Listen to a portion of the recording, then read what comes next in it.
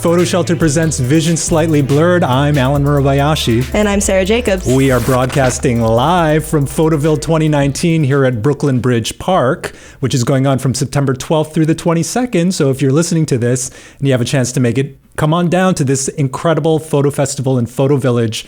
Over 80 exhibitors, including PDN and Photo Shelter, and some wonderful, wonderful photographs from around the world.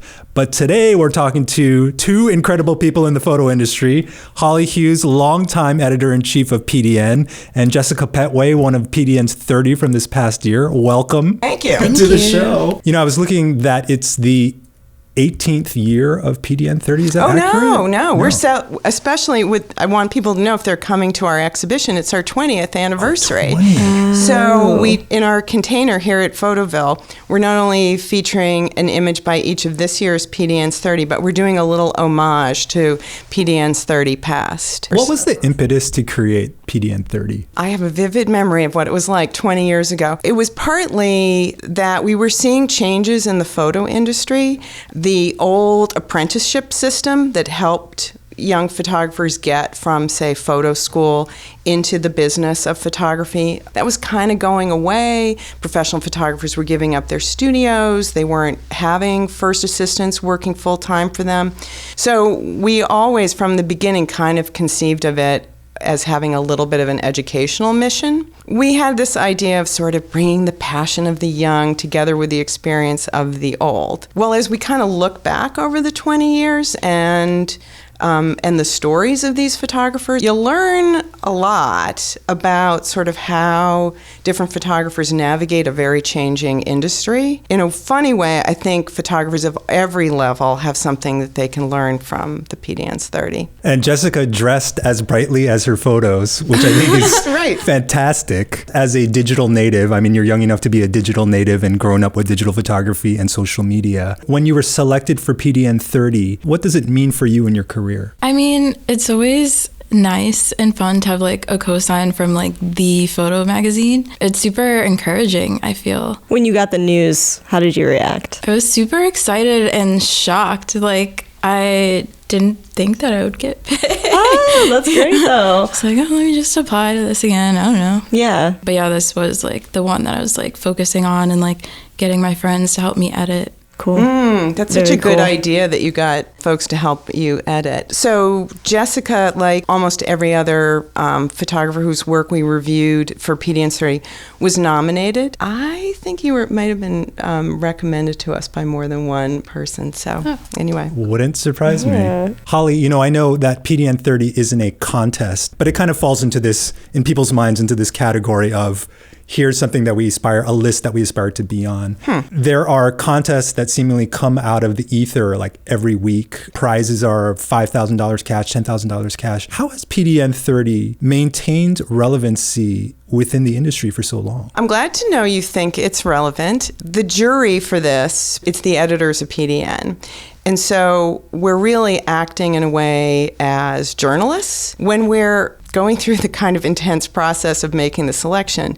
You know, we are looking for like a real range of talents, people from a variety of genres, people with a variety of approaches. And then really, I think what gives it its relevance is that we go to the photographers and ask them for their stories. It's their stories that are so interesting or give you such insights into the ingenuity and enterprise or perseverance it sometimes takes to like keep creating. What gave you the confidence to take the leap to becoming a freelance photographer? I kind of felt like I didn't have a choice at a certain point. Like, I don't think I'm good at doing things that I don't want to do. So like, I really tried to just like go on a path, like work here and then move up and then do this. It wasn't working. And I feel like at a certain point I did have my dream job at this one agency and it still kind of like wasn't it. And I was like, okay, if I'm not like fully happy here, then like it must be that I just need to like try this while I'm young and like can just go for it.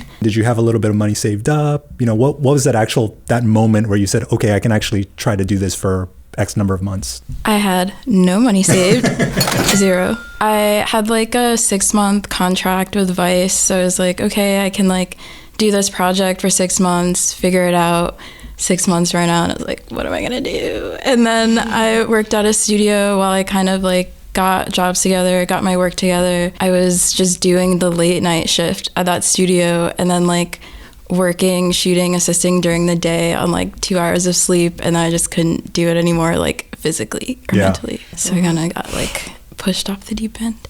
Do you feel like you have a strong network of photographers and creative people in your life? And what is that like for you as a young person in New York and as a freelancer? Yeah, I do, and I feel really grateful for it. It was something that I noticed out of school, like, oh, I really need to like make sure we're like keeping in touch about photo, like we can go out and stuff, but like let's be there for each other in a photo way. And that was also like a great benefit of PDN, just like being able to meet all the other photographers, and we have this big like Instagram chat that is a resource as well. That's awesome. It's going down in the DMs all the time. Yeah. I know. I always wonder what's happening in the DMs. Gotta know. I'm really struck by the motion in some of your work. My conception of photography is this very still image, and yet with animated GIF and boomerang and things like this, I feel like a younger generation maybe has more fluid boundaries about what a photo is supposed to be. Certain things, yes, but I do feel like I make photo-based work. Like I have an idea that I want to illustrate it, and usually the best way to do that is through a photo or a GIF. Are your clients asking you for motion a lot? Yes. I think people are really thirsty for GIFs. Yeah. Thirsty for gifts. They're so popular. And I read that you were influenced by comic books as well. Is that accurate? Like cartoons and things, like Looney Tunes and stuff. Just that type of humor, I think, is just outrageous, and I love it. Just like gags and like pranks. Yeah. Have you felt pressure in this sort of Instagram world of short attention span to change your style? No, I hope that I personally am always evolving, but I don't feel the need to do it based on other people's work or career paths. Like I want to grow in my work in my own way, but not in a way that is for Instagram or like, yeah. Never do it for the gram. Well, the gram isn't paying me. Because PDN 30 and PDN in general has an influential voice within the industry, do you feel any added pressure to be really doing a survey of photography, because it sort of defines what photography is for the next 12 months? Like, what are your concerns around? Wait, hold it. Am I happy if photo editors or art directors who didn't know about Jessica or the other photographers in the PDN's 30 suddenly are like pouncing on it and looking at them and thinking about that? Like, that's totally great. Yeah. But I think we're sometimes this sort of like king queen maker label is kind of put on it. Really, we are journalists and editors kind of crafting an issue. Do we have a sense of responsibility about it? Yeah, I think we try to be true to the educational mission. We are really concerned about representation. We hope we put together an issue that a wide range of photographers could identify with or feel that they learned something from. What we did this year was just to say, let's really widen our pool of nominators, and let's think as broadly as possible about seeing the work of photographers in places where we haven't always pulled nominations from before. Our whole judging and the richness of the work that we got to evaluate this year really benefited from the fact that we had more and different nominators nominating. And plus, I think there's just a lot of photo editors and art directors just looking really broadly. Jess, you nodded your head a lot when she mentioned shutting that voice up of self-doubt in your head. Yeah. How have you done that for yourself? Still in progress. I don't know the answer, but just, I guess, trying to combat it with just the opposite. Like, no, you got this. Mm-hmm. I think testing helps a lot, because it's like, here it is in front of me. I took this picture. I can do this. Mm-hmm. Going for walks. Yeah, that's real. Watching Real Housewives when I need to. It's like a combination of things. Yeah. Like turning on, turning off. What did you gain from going to photo school? I think the biggest thing I gained was discipline. Like every week I had to make work, and I feel like that's kind of ingrained in me. Like, and then you see the results. Like if you just keep doing, like working at it, you'll get better. So I think that's part of why when I am feeling like self-doubt, okay, like just make something, and then here it is in front of you, the proof that you can make something. Okay, I'll tell you, I'll say this to you, Jessica, and hope this gives you confidence.